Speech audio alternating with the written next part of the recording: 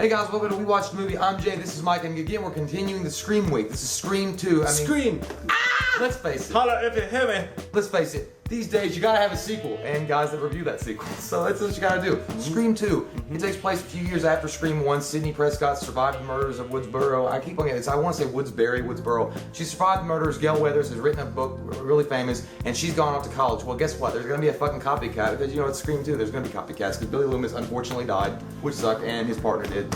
Matthew Lillard. I always held out hope in this movie, like when Scream 2 was announced, like, oh my god, Matthew Lillard, he's not dead. I know. That TV fell on his face, but he's okay. And that would prove to be the downfall of this movie is the killers. I didn't like the killers. But okay. So overall, this movie, it's okay. I mean, it's not like an amazing movie, but it's shot okay. I mean, there are some scenes in it that are hand sweaty scenes, but not nearly as many as there were in Scream 1. And it didn't really keep me guessing. I mean, it kind of was played. Yeah, so I mean, and that's what this movie was. Like, it had the feel. You had the same characters. You had Dewey back. David Arquette, he's one of the best parts about the series. He's back. Neve Campbell's back. Courtney Cox is back. They're all back, and you've got a few new characters like Jerry O'Connell. You got a few new characters like Jerry O'Connell back, and Tim the Elephant's in this movie. He's great. Yeah, and he's just a good actor. And even though he's bad at some parts of this movie, he still shines. They even had fucking Pacey in this for a second. Joshua Jackson was in this. I know. Pacey! And even Randy's back for a little while. But at the same time, while you're watching it, it's still not Scream. It's not the first time. And it's not just that it's not the first time, but it's just kind of generic feeling. It feels like, it doesn't feel like Wes Craven did it. It felt like some other guy did it, and they just,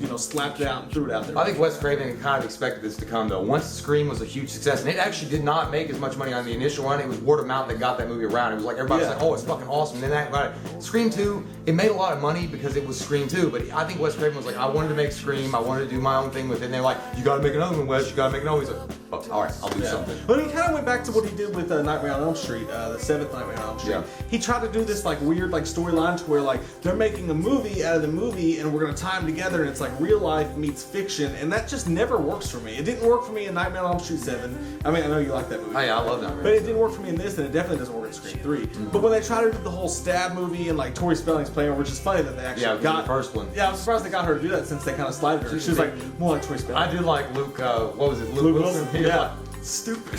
I was like, I mean, I do like on some sense that he's making fun of his own movie, he's taking a joke or whatever. But at the same time, eventually that wears off. The first one, you had that whole cool element of we're gonna talk about other slasher movies. We're gonna throw back to Halloween and Nightmare on Elm Street. And this one, they're just throwing back to Scream 1. Yeah, there's some homages in this. I mean, they do near the end, they do a Psycho cameo where she's looking through the keyhole. He was paying homage to Psycho, and then they do talk about Jamie Kennedy talks about with Randy, how the rules change in the sequel, and everybody expects it to be this way, and it's got to be this way because they're all the main characters be killed off. Well, really, they didn't kill any main characters except for unfortunately Randy, which fucking sucked. Yeah, I know. I hated that he freaking died. He was my favorite. I would have much rather him just been the killer. Yeah, I mean, just use him. That would have been way better. And not just that, but I mean, ultimately, what it feels like is this is a really well-made TV movie based on Scream. Yeah. I mean, it is, and it's not. There's no scary parts. The opening in this, in the first opening, it was actually the most scary scene of the movie. Drew Barrymore, all that shit that going on. And this one, you got Jada Pinkett Smith and Omar Epps. But it's her, and she's like, all these scary movies got white people, stupid white people doing stupid white things. It was just so cheesy and overwrought with terrible. Yeah, but he busted her ass though. He was what, Sandra Bullock as the African queen? Yeah, I know. Yeah. And he's like, we won't go see a black movie with black characters. But she was so damn annoying. She was who, I know she ended up marrying Will Smith, but she was who Will Smith would have dated in an episode of Fresh Prince of Bel-Air. She was in Fresh Prince, I think. She was an episode. Yeah, and she was just annoying. She's a terrible actress. I just want to know how the Ghostface guy knew that Omar Epps was going to be in the bathroom and put his ear and listen to somebody try to take a shit and stab him right through the face. Yeah. How'd that happen? I was he was just waiting in there for that guy. And but say if you're in the stall, and we go to the theater too, and everybody's there, you're not going to fucking go into the next stall and somebody's taking a poop, and you hear him go, oh, you might giggle. And I'm like, I'm just not going to be like, what's up? What you doing? And like you said, how's he gonna know to get right in that? Oh yeah, I wanted to be funny. It's like you need to hold baby. But this movie, scenes like that leave such a little impression that when you're watching them today, when I'm watching that, I'm thinking about all I can think about is Scary Movie 2. He's gonna put his dick through the ear hole. I was expecting that part. Yeah, that's all I can think too. I don't know what I think is. I think this was a cookie cut and kind of thrown out kind of stuff. Yeah. It wasn't. I don't. It could have been great. It could have been really good. But I think that Wes Craven was just deciding that, you know what, I'm just going to have fun with this and I'm not going to really take it that seriously and just throw something out. And not that he was not putting as much effort as he did in the first one, but it's so hard to capture what he did in the first one. The first one was such a fucking original, not original kind of movie that had that edge factor. This one just couldn't do it. Yeah, and Randy was great in it again up to the point where he got the night. This is a spoiler review up to the point that he died. But what? Fuck! Everybody didn't know that. But and Dewey was great. I mean, David Arquette was great. He was one of the best parts about this. He was kind of still the same. His character actually had some development. He was fun to watch. That one scene where he's like, thereby frequently enhancing my abilities to move throughout with any given movement, or whatever it was he said. That scene was hilarious. And he's like, comes back around. And he's like, by the way, one more thing. Nice streaks. Like, he was great in this movie. Like, Dewey's character was awesome, David Arquette, but everybody else was just kind of like playing off the same old thing. And Courtney Cox was hotter in this movie. I think Courtney Cox, I think she did have nice streaks. That's one thing for sure, and she had nice boobies. But the thing about Courtney Cox and David Arquette's character, other than the badass music that comes on when they're on screen, that's cool. I like that music. Broken Arrow. They took that shit straight from Broken Arrow. Ain't it cool? Damn, doom. Designed and directed by his red right hand.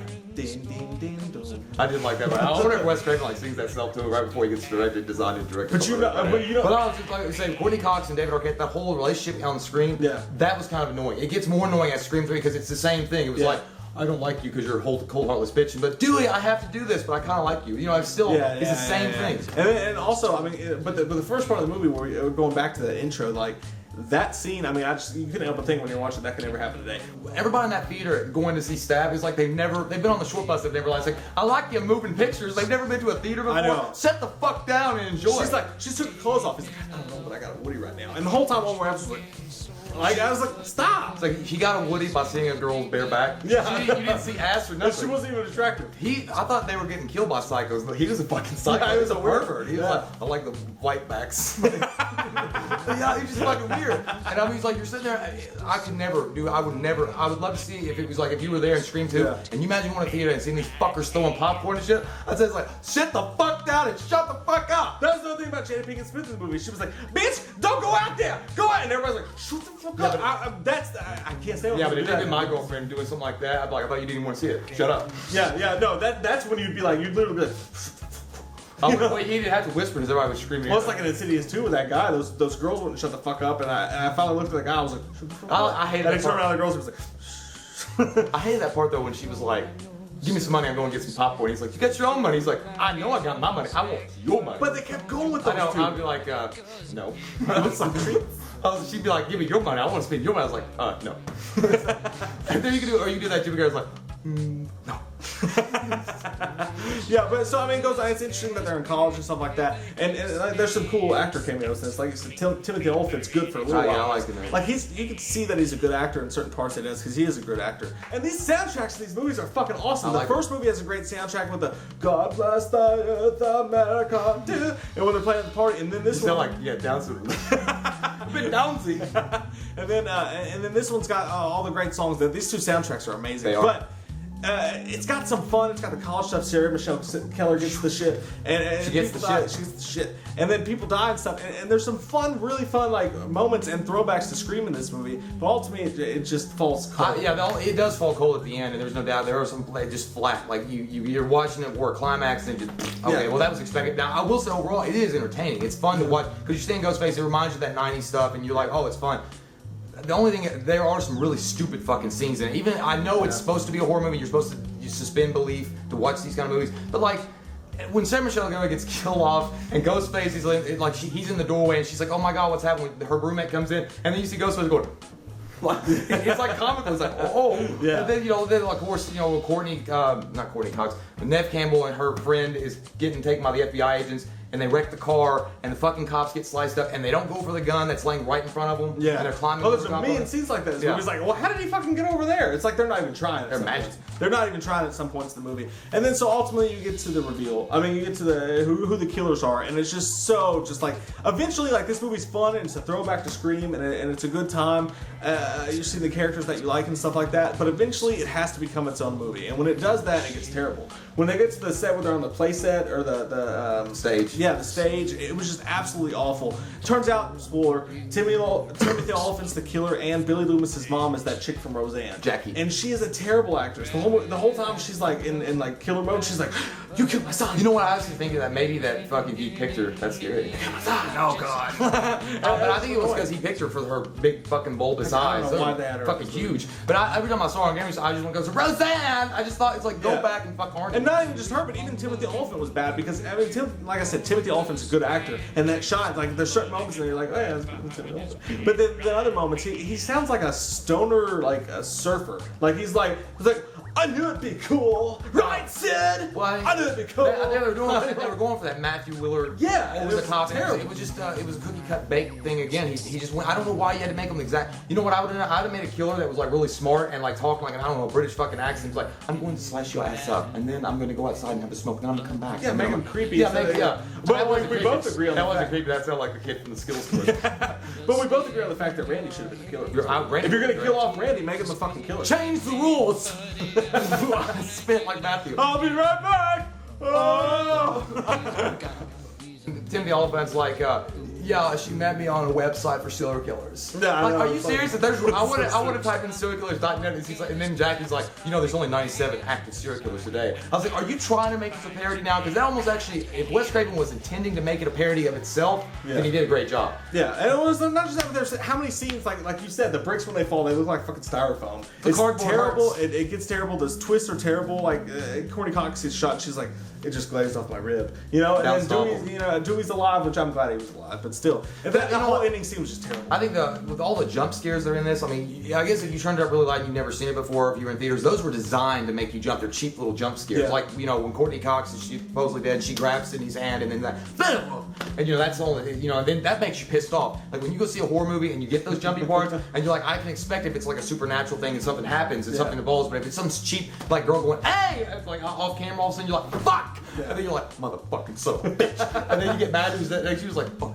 Yeah. Well, and ultimately, what this movie comes down to is you got the same actors, you got some like resemblance to the first one. It reminds you of a little bit. There's some nostalgia to it. The soundtrack is great, just like in the first one. That carries you along a little bit, and Ghostface is back. But other than that, this really turns out to it's almost like someone who had no idea how to make a movie made their version of Scream, and it just wasn't that good.